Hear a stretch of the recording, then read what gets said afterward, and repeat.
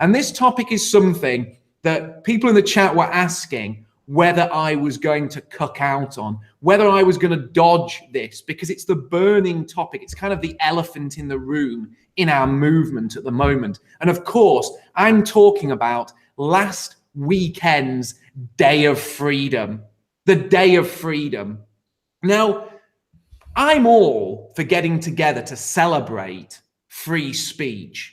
I'm all for that. Don't get me wrong. I believe in freedom. I believe in freedom of speech. But when I see so-called patriots, so-called traditionalists and conservatives holding an event where there's a drag queen providing the entertainment, where there's a drag queen singing to the masses, I'm sorry, but those people have gone well off track. That is not what we stand for. We are traditionalists. Now, I'm all for building bridges. I can make compromises. I'm not a fool. I understand we have to make compromises to win.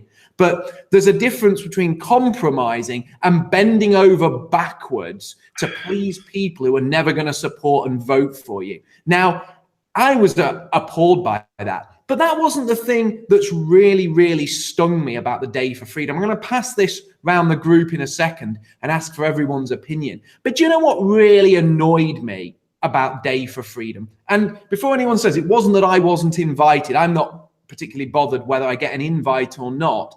But there was 3 people in the UK who really did deserve an invite. 3 people in the UK who needed to be there. The first was a very courageous lady, and I hope she's watching, called Alison Shablow.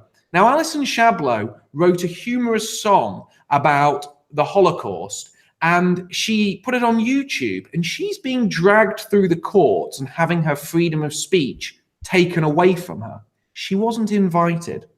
There is another man in the UK called Gilad Atzmon. Now, he's actually Jewish, but he speaks out against the Jewish supremacist state of Israel, and he speaks out against Jewish supremacism. And he too is being persecuted and prosecuted for speaking out, yet he wasn't invited.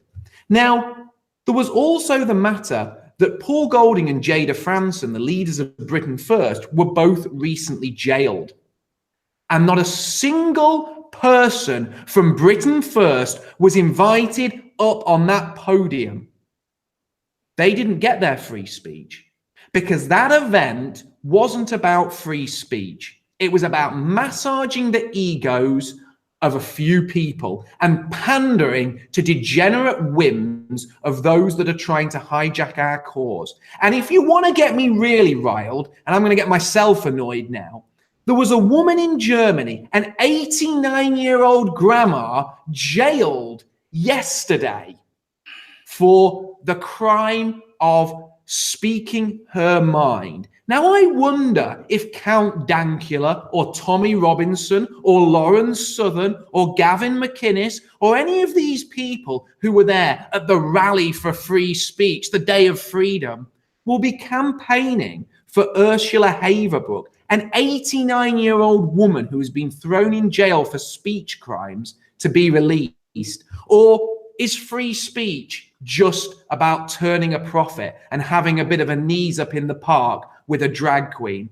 That's something for you all to think about. And in fact, once we pass this around the group, I'm actually going to tweet that out to some of these people. Feel free to retweet it. Feel free to support me on Twitter, tweeting this out now live during the show. And let's see what they have to say for themselves.